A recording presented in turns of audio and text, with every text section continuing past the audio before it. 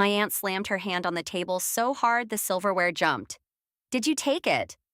That was how the night split in half. Before that, it was just dinner.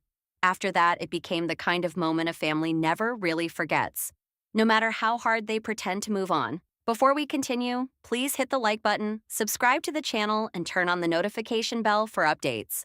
And here's the part that made everyone at that table think I was guilty. I didn't answer her. I didn't jump up. I didn't defend myself. I didn't even look at her right away. I looked down at my phone. Can you imagine how that must have looked? A crowded private dining room.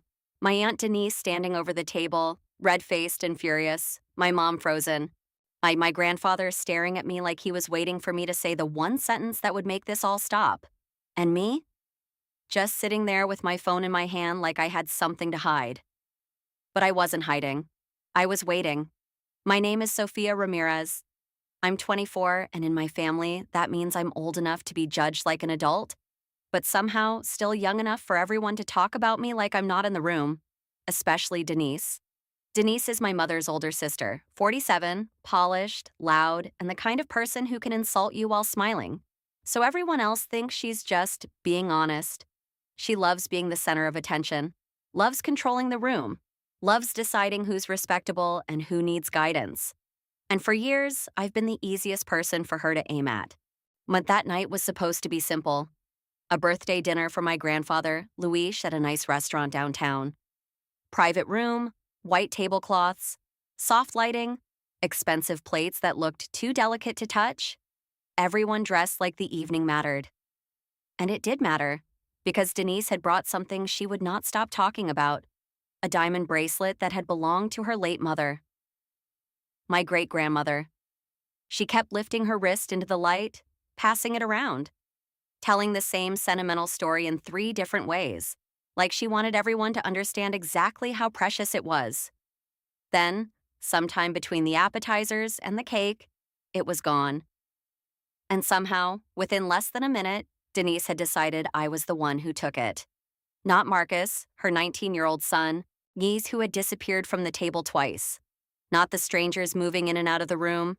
Not even herself, after she'd spent half the evening showing the bracelet off. Me, because I'd arrived late, because I'd gone to the restroom once, because she knew my rent had gone up and thought money problems made me look desperate, and because in that room, I could feel something terrifying happening in real time. People were starting to believe her. Then Denise leaned forward and said, "Empty your purse, right now." I tightened my grip on my phone, looked up at her and said, "I will, but before I move, everyone needs to see this." The worst family fights don't start with shouting. They start with little things, tiny cuts, comments everyone pretends are jokes, smiles that don't reach the eyes. That was the real beginning of this story, not when Denise screamed at me. Earlier. Way earlier. From the second I walked into that restaurant, I could feel her clocking me. "You made it," she said, glancing at the time on her phone before she air-kissed my cheek. "We were starting to think your schedule was more important than Grandpa's birthday." That was Denise, always able to make a normal sentence feel like a slap. I smiled anyway. Traffic was bad. "Mm-hmm," she said, like she didn't believe me for a second. The private dining room was already full. My grandfather, Luis, sat at the center of the long table in a navy blazer, trying to look relaxed even though he always looked a little overwhelmed when the whole family got together. My mom, Elena, gave me that tight, apologetic smile that meant, please. I'd just get through tonight. Across from her, my cousin Marcus lounged in his chair like he owned the place, scrolling on his phone until Denise snapped at him to be present for once. Marcus was 19, charming when he wanted something, careless when he didn't, the kind of person adults called a good kid because he knew how to act harmless. But that night, something about him felt off, restless, too alert, like he was listening for something nobody else could hear. And Denise? She was in full performance mode. Within 10 minutes, she had already redirected 2 conversations back to herself and pulled out the bracelet. "Isn't it stunning?" she said, lifting her wrist under the light. It really was. Thin gold, old-cut diamonds, delicate enough to look breakable. She told us it had belonged to her mother, that she only wore it on important occasions. That one day it would stay in the family. She said that line while looking straight at Marcus, and he laughed and said, "Good, if I ever get desperate, at least I know where the money is." Everyone chuckled awkwardly, but Denise didn't. She shot him a look so sharp it didn't match the joke at all. "That's not funny." Something passed over his face then. Fast, defensive, almost embarrassed. Then it was gone. The bracelet kept coming up after that. Denise took it off at one point to let my mother look closer. Then she put it back in a velvet case. Then, instead of sliding it onto her wrist again, she dropped the case into her purse and pulled the purse closer to her chair. That detail stayed with me. So did another one.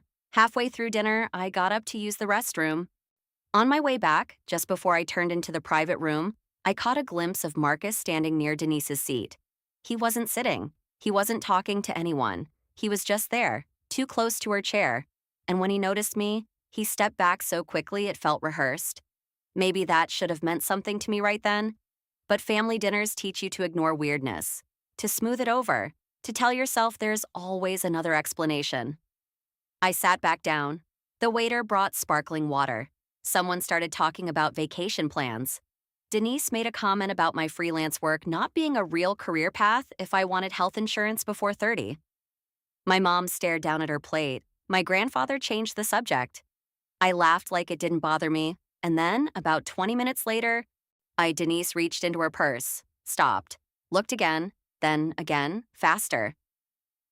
The whole energy of the room changed. At first it was subtle, a crease in her forehead, a harder rustle of leather, a quiet, "No, no, no," under her breath. Then she stood up so suddenly her chair scraped hard against the floor. "Where is it?" Nobody answered. She turned her purse upside down onto the white tablecloth. Lipstick, wallet, compact mirror, tissues, no bracelet. I felt the room go tight around me. Then Denise looked up. Not at everyone, at me. And in that exact second, before she even opened her mouth, I knew she had already decided. "You've always had a jealousy problem, Sophia," she said, loud enough for the waiter at the door to hear. "Tell me now. Eeyore, I swear I will make this much worse." And that was the moment I realized this was no longer about a missing bracelet. It was about who she wanted everyone to blame. You can feel it when a room turns on you. It isn't always dramatic at first. Sometimes it's just a silence that lands wrong, a glance that lingers too long, a relative who won't meet your eyes because they don't want you to see they're already wondering, could she have done it? That was what hit me first. Not Denise's voice, not the missing bracelet, the doubt. Denise stayed standing, one hand pressed flat against the table like she was holding herself up through pure outrage. "I asked you a question," she said. "Did you take it?" I could feel every face in the room shifting between us. My mother looked horrified, but she still didn't say, "Don't accuse my daughter." She said, "Denise, please, lower your voice." Lower your voice, not stop. That stung more than I can explain. Marcus leaned back in his chair, trying to look above it all, but there was something fake about how calm he suddenly was. "I mean," he said with a shrug, "if nobody took it, then it has to be somewhere. We should just check. Get it over with." Listen to how reasonable that sounds. That's what made it dangerous. Denise latched onto it immediately. "Exactly. Sophia, put your purse on the table." A few people shifted uncomfortably. One of my cousins opened her mouth like she wanted to object, then thought better of it. My grandfather finally said, "We are not going to humiliate people." But Denise was too far gone now.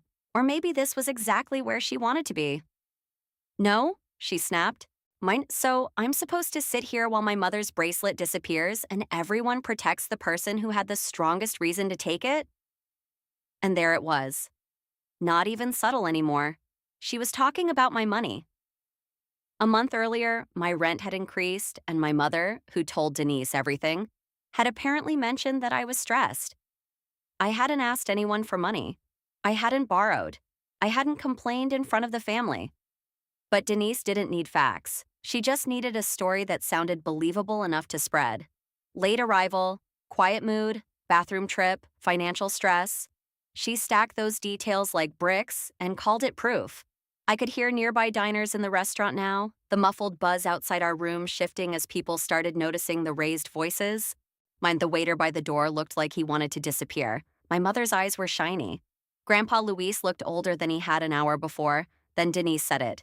Empty your purse. Now. I should have said no. That's probably what everyone expected. A refusal, an argument. Tears, something messy enough to confirm what they were already thinking. Instead, I reached for my bag and set it on the table. You could actually feel Denise pause. I emptied everything out one item at a time. Wallet, lip balm, charger, folded grocery receipt, keys, a pen, nothing else, no bracelet. For one tiny second, you'd think that would have ended it. It didn't. Denise barely looked at the table before she said, "Then you hid it somewhere else." I stared at her. That was when the whole thing snapped into focus for me. This wasn't a search for the truth. She had already chosen her ending. She just needed everyone else to agree with it. Marcus crossed his arms and gave me this tight little half smile that didn't fit the moment at all. "Then where is it?" And that was when I noticed something strange. Not in his words, in his face. The second Denise said she might call restaurant security and maybe the police if the bracelet didn't turn up, Marcus's expression flickered. Fast, just for a second, but I saw it. His color dropped, his jaw tightened. Panic, then control. Why panic if he thought I did it? That question hit me like cold water. At the same time, my phone buzzed in my hand. Weak signal all night. Photos trying to upload to the cloud from dinner. I remembered the live photo I'd taken during the birthday toast. Then another. Then the sparkling water arriving. Tiny details. Random at the time, maybe not random now. So when Denise sneered, "Really? You're going to text your way out of this?" I didn't answer her right away. I unlocked my phone. The room practically laughed at me with their eyes. But I wasn't stalling. I was checking something. I looked up at the waiter by the door. "Can I ask you one question?" He blinked. "Me?" "At 7:42, when you brought the sparkling water, which side of the table did you place it on?" The whole room went still. Denise frowned. "What are you doing?" I ignored her. The waiter hesitated, then pointed. "Mrs. Carter's side, near the side table." "Did you put anything else there?" "A check presenter," he said slowly. "Just for later." I felt my pulse steady for the first time all night. And because now the pieces were starting to line up. I looked back down at my phone, opened the live photo, and watched the circle spin as the last frames loaded. Then I raised my eyes to Denise and said very quietly, "Are you sure you want me to show everyone what happened next?" "Show us." That's what Denise said. No hesitation, no caution, no instinct to slow down and think about why I suddenly sounded so calm. She said it with her arms folded and her chin lifted, like she was still completely in control of the room. That was the moment I knew she still thought this was going to end with me embarrassed. She was wrong. I stood up for the first time since she accused me, and even that changed the energy. Until then, I'd been boxed in, sitting still, absorbing everything. Looking guilty because I refused to perform innocence the way she expected. But now every eye tracked me for a different reason. Not because I looked cornered, because I didn't. "I didn't answer you right away," I said, holding up my phone, "because I was waiting for these to finish uploading." Marcus frowned. "Uploading what?" "Live photos." The words didn't mean much to half the table at first, and that helped me. Nobody interrupted. Nobody fully understood where I was going yet. Denise just laughed once, sharp and dismissive. "A photo?" she said. "That's your defense?" "No," I said. "The motion is." That landed. You could feel the room tighten around that sentence. I tapped the screen and turned the phone outward, not fully handing it over yet, just enough for the people nearest me to see. The first image was from the birthday toast, taken when everyone had raised their glasses toward Grandpa Luis. It looked harmless, warm lighting, smiles, cake in the background, nothing dramatic. But I zoomed in. "There," I said, near Denise's chair. Her purse was visible, open wider than she'd probably realized. The velvet bracelet case was inside, not fully closed. Denise leaned forward. "So what? That proves I had it." "Exactly," I said. She blinked. And that was the first crack. Because until then, she had been telling the room a clean little version of events where she'd secured the bracelet and then somehow I'd taken it during my restroom trip. But the photo established something important. At that point in the night, the bracelet was still on her side of the table, still in her purse, still untouched by me. And I swiped to the next live photo. This one had been taken by accident more than intention. One of those moments where you tap because everyone's laughing and don't think much of it. At first glance, it was blurry. The cake candles were glowing. My mother was turning toward Grandpa. Denise's face was half out of frame, but Marcus was there, not in his seat. Near Denise's chair, I pressed and held the image so the live motion played. That tiny moving burst changed everything. Marcus stepped into frame, glanced toward the table, then toward the door. His hand moved down near Denise's open purse. Not deep enough for the room to claim certainty yet, so I let it play again. And again. This time I slowed it with my thumb. The room saw it, his fingers slipping toward the purse, his shoulder tensing, his head lifting fast. I'm checking if anyone noticed. My aunt's expression changed first. Not pale yet, just confused, like her brain was rejecting what her eyes were doing. Marcus let out one dry, nervous laugh. That doesn't prove anything. It proves you were there, I said. That means nothing. Then let's keep going. I swiped to the next frame. This was the one I had been waiting for. The upload had stalled on it until the signal caught. If it hadn't loaded, I would have had suspicion, maybe enough, but not certainty. Now I had certainty. The side table beside Denise's chair was visible. On it sat the black check presenter the waiter had mentioned. In the live motion, Marcus shifted slightly, his body blocking the view for half a second. Then his hand reappeared, moving away from the presenter, empty. I didn't have to narrate it. Nobody breathed. I let the live image replay. He reached toward Denise's purse, then toward the side table, then away. The presenter stayed closed. The hand stayed empty. A silence dropped over the room so suddenly it felt physical. Then I looked at the waiter. Could you check the black presenter on the side table? He froze. Please, Grandpa Louis said, his voice low and firm. That moved him. The waiter walked over carefully, like he was stepping into something dangerous. He picked up the presenter and looked at Denise first, almost asking permission without words. Denise didn't answer. She looked locked in place. He opened it, and there it was, the bracelet. A thin gold line against the black interior, bright enough under the room's light to make the whole thing feel surreal. My mother gasped. One of my cousins whispered, oh my God. Denise went white. Not angry white, not embarrassed white, shocked white. The kind that strips all expression from a face. She looked at the bracelet, then at Marcus, then back at me, like her brain couldn't settle on which disaster to process first. Marcus stood so suddenly his chair jolted backward. I didn't, but he stopped. Because what exactly was he going to say? That the bracelet had magically moved itself from Denise's purse to the presenter beside her chair? That the live photo was fake? That we'd all seen the same thing wrong? I should have felt victorious in that second. I didn't. What I felt was stranger, heavier, because now that the truth was in the open, something even uglier was standing there with it. My aunt had not hesitated, not for 1 second. The bracelet vanished, and her first instinct was not to ask what happened, not to question everyone equally, not even to consider the son who had been hovering near her purse. She looked straight at me, because in her mind, I was easier to believe guilty. I swallowed and unlocked one more thing on my phone, a message thread. Before dinner, I said, my voice suddenly sounding very calm to my own ears. Marcus texted me asking to borrow money again. Marcus snapped his head toward me. Sophia. I held up the screen. There it was, time-stamped, 20 minutes before we sat down. Can you spot me some cash? Don't tell my mom. I'm serious. I didn't need to say much after that. The motive filled in the blanks on its own. Not every detail, not yet, but enough. Enough for the room to understand this hadn't been random. Enough for them to see the shape of what he'd planned. Take the bracelet. Hide it nearby. Retrieve it later when the panic settled, after suspicion had landed somewhere else. Maybe on me. Marcus opened his mouth twice before any words came out. I was going to put it back. Nobody answered. Denise finally turned toward him. and I will never forget her face in that moment.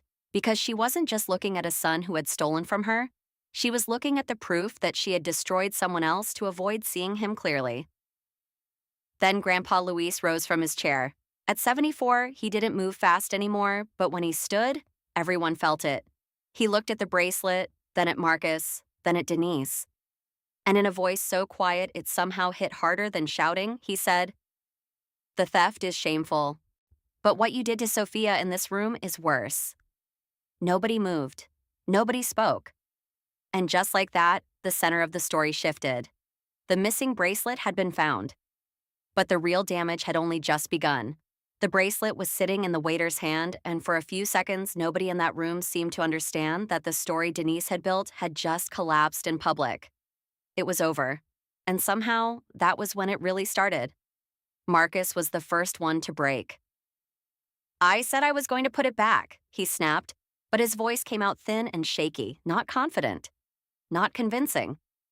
He looked around the table like he was searching for one person, just one, who might still rescue him with a softer interpretation.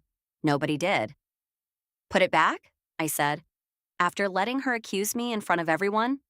He opened his mouth, non-closed it, then looked at his mother. Not me, her. Because that was the real pattern, wasn't it? He still thought this was about getting through her reaction. I was just collateral damage. Denise finally found her voice. "Marcus," she said, barely above a whisper, "tell me you did not take that bracelet out of my purse." He didn't answer right away, and that silence was the answer. Then everything came out in fragments, not one clean confession, bits and pieces, enough to make the whole shape undeniable. He had gambling debt, small at first, then worse. Sports bets, card apps, borrowed money, credit card cash advances he thought he could outrun. He had already asked 2 relatives for money in the last few months under different excuses. I was just the latest person he'd texted because he thought I might keep quiet. When Denise showed off the bracelet at dinner, he saw an opportunity. He didn't plan some genius theft. That was the pathetic part. He just waited for the birthday toast, saw everyone distracted, took the bracelet case from Denise's open purse, removed the bracelet, and dropped it into the black check presenter on the side table. His plan was simple. Let the panic explode, let attention go somewhere else, and retrieve it when dinner ended or while everyone was arguing. And yes, he admitted he thought suspicion would land on me faster than on him. Because he knew the family dynamic too. That was the logical truth of it. Clean, ugly, complete. But the harder truth was Denise's part in all of it. She hadn't known he took it. She hadn't helped him. She hadn't conspired. She had simply done something almost worse in its own way. The moment something valuable went missing, she looked for the easiest person to believe guilty. Me, her niece, the one with rent stress, the one she already saw as unstable, jealous, less accomplished, less polished. She didn't follow evidence. She followed bias and dressed it up as certainty. That realization hit the room hard. My mother started crying first. Quietly, one hand over her mouth, and I wish I could say I immediately went to comfort her, but I didn't. I couldn't, because I was still stuck inside my own body, trying to come down from the adrenaline of being publicly accused by someone who had been ready to humiliate me without a second thought. My hands started shaking. That was the part nobody sees in those moments. People think truth brings instant relief. Mine sometimes it doesn't. Sometimes your body waits until you're safe, and then it lets everything hit at once. I sat back down because I suddenly didn't trust my knees. Denise looked at me, and for the first time all night she had no performance left. No polished anger, no righteous tone, just shock and something close to shame. "Sophia," she said. I turned to my mother instead. "Did you believe her?" I didn't raise my voice. I didn't need to. That question landed harder than anything else I'd said all night. My mother cried harder because she couldn't answer immediately, and that pause hurt more than if she'd said yes. Grandpa Luis stepped in before the silence could twist into something worse. He walked over to me, slow and deliberate, and put one hand on my shoulder in full view of everyone. "You were wronged," he said. Mind that mattered. More than I expected. Because Denise had accused me publicly. She had tried to define me in front of the family, in front of restaurant staff, in front of strangers just outside the room. So, having someone I respected name the truth just as publicly felt like the first real breath I'd taken all night. After that, the consequences started landing fast. The restaurant manager came in because of the noise. The waiter explained that the missing item had been located and there would be no need to involve security. Denise had threatened police earlier, and for one awful moment, Marcus looked like he thought that might still happen.